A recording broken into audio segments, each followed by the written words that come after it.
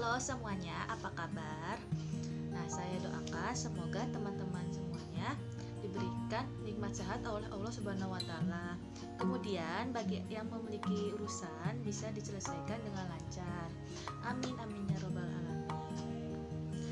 Nah, sebelum kita mulai, marilah kita pertama membaca basmalah terlebih dahulu. Bismillahirrahmanirrahim. Baiklah semuanya. Nah, pertama-tama nama saya adalah Farhana Azraziza dari kelas 4A. Ini saya akan membahas tentang namanya pelupa. Nah, sebelum kita masuk ke pembahasan pertama, sebelumnya saya akan mengingatkan dulu kepada teman-teman bahwa pelupa yang akan saya bahas ini termasuk kategori ringan.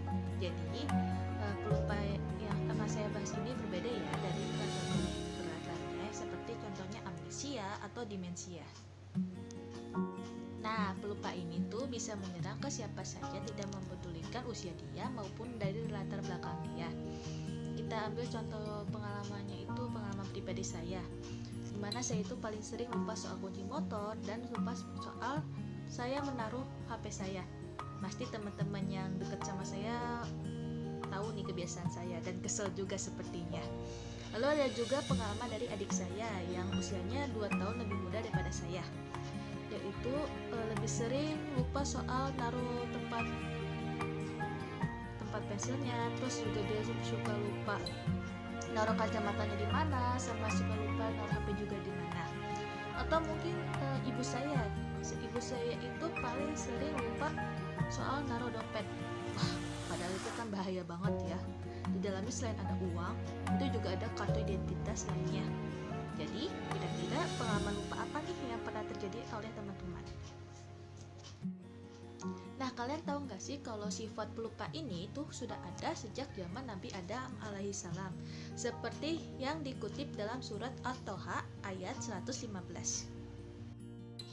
Arti surat Toha ayat 115 itu sendiri, dan sesungguhnya telah kami perintahkan kepada Adam dahulu, maka ia lupa akan perintah itu, dan tidak kami dapati padanya kemauan yang kuat.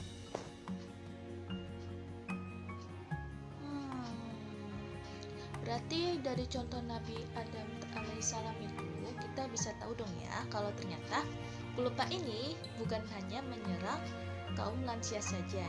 Jadi teman-teman tolong ingat ya kalau penyakit pelupa ini itu bukan hanya diderita oleh kaum lansia, tapi kita sebagai generasi muda juga dapat mengalaminya. Terus Kak, gimana kalau kita tuh sampai lupa sholat? Itu gimana tuh dari pandangan agama? Nah, aja sob, kalau kalian benar-benar lupa, contohnya itu misalnya dari semalam kalian ngerjain tugas, capek banget rasanya, tidur malam, tidur kira-kira jam 2, bangun-bangun ternyata udah jam 7, kalian lupa tuh sholat subuh. Waduh, tenang aja. Seperti dalam Quran surat Al-Baqarah, aja sob, kalau kalian benar-benar lupa, contohnya itu misalnya dari semalam kalian ngerjain tugas, capek banget rasanya, tidur malam, tidur kira-kira jam 2, bangun-bangun ternyata udah jam 7, kalian lupa tuh sholat subuh.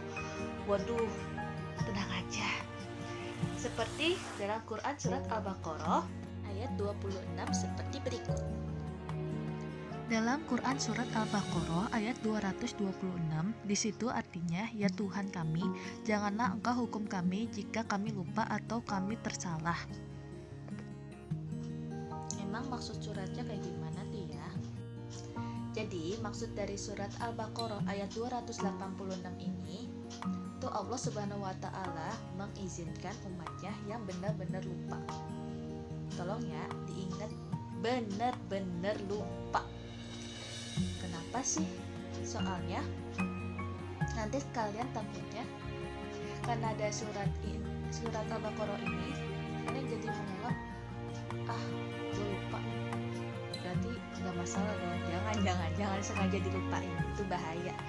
Itu tuh sama aja kalian kalau sengaja ngelupain sholat, itu sama aja nama kalian tuh udah masuk ke list penghuni neraka. Nauzubillah min dzalik. Jadi marilah kita sama-sama berdoa biar kita semua itu tidak terhasut oleh keinginan sengaja melupakan sholat. Amin amin ya robbal alamin. Jangan sampai. Kira-kira ada nggak sih penjelasan ilmiahnya? Soalnya kalau kita lihat di surat Toha ayat 115 ini, fenomena lupa sudah ada sejak Nabi Adam alaihissalam. Jadi ada nggak sih ilmu pastinya? Ilmu lupa dari pandangan psikologi dilansir oleh Sage Journal merupakan teori memori dekai. Nah, apa sih itu? Teori memori dekai ini berarti secara singkat, otak kita yang menerima beribu macam stimulus dari indera panca kita akan langsung menyaring informasi-informasi itu akan langsung dibuang di dalam short term memory. Di mana di dalam short term memory ini sebagian besar informasi yang dianggap tidak penting akan langsung dilupakan. Kira-kira waktu pelupasan memori ini itu 15 detik.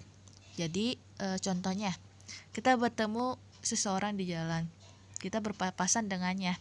Mungkin mata kita akan melirik ke arah pakaian dari orang tersebut. Contohnya, wah, orang ini pakai hoodie-nya sama kayak gua kemarin warnanya.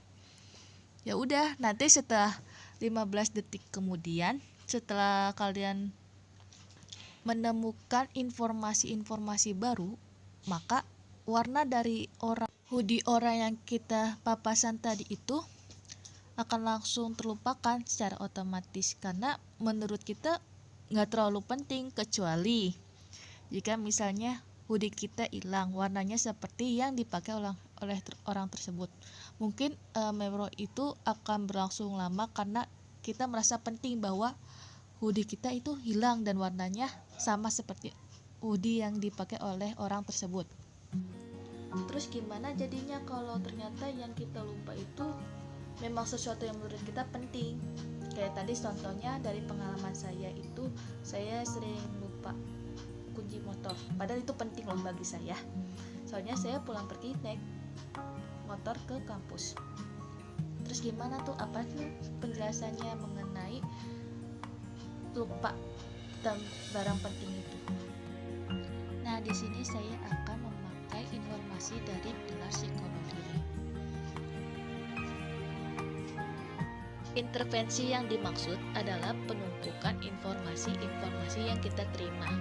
Semakin sering kita tidak memakai informasi tersebut, maka akan semakin dalam pula informasi itu tersimpan, sehingga akan semakin sulit kita merecall informasi tersebut. Jadi, lalu gimana sih cara kita mengatasi lupa? Ada dua nih. Yang pertama, kita harus rajin membaca buku. Karena apa? Karena dengan rajin membaca buku, kita dapat mengasah daya ingat kita. Dan yang kedua adalah beristighfar. Kenapa? Karena dengan beristighfar, kita dapat selalu mengingat Allah Subhanahu wa Ta'ala. Sehingga jangan sampai nih kita udah lupa soal duniawi, akhiratnya juga lupa. Jadi tolong kita laksanakan ya dua cara simpel yang aku udah sebutkan tadi, termasuk saya juga sih. Jadi marilah kita sama-sama berdoa biar kita diberikan kelancaran atas segala urusan kita. Juga semoga Allah Subhanahu wa Ta'ala memperkuat daya ingat kita sehingga kita tidak lupa lagi. Terima kasih karena sudah menonton video saya sampai saat ini. Bila ada kekurangan kata, mohon dimaafkan karena saya hanyalah manusia biasa yang penuh kekurangan. Jika kalian merasa suka dengan video saya, silakan klik tombol like. Jika ada saran maupun kritik, silakan berkomentar di kolom yang sudah tersedia. Akhir kata, wassalamualaikum warahmatullahi wabarakatuh. Sampai jumpa. Stay safe ya semuanya. Jangan lupa untuk selalu cuci tangan ketika keluar rumah maupun setelah kembali dari